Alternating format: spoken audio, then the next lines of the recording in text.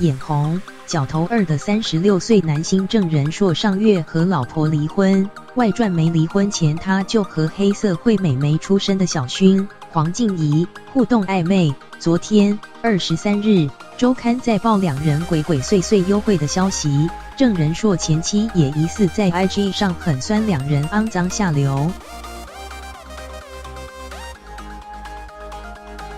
对此，郑仁硕回应两人当天只是去做脸。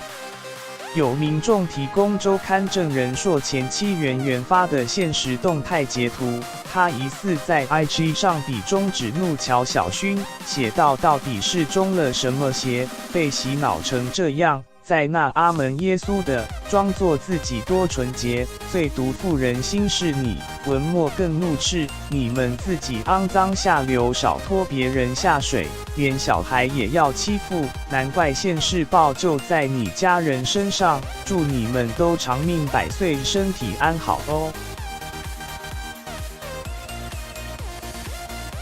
综合媒体报道，郑仁硕和小薰昨天一起出席新片首映会时对此回应：我们已经分开了，每个人都有每个人的言论自由。在我的工作岗位上，希望大家不要看到不好的。对于两人同车爆发暧昧情，他则说当天两人只是一起去做脸，我真的第一次去做脸，我前面不是说了吗？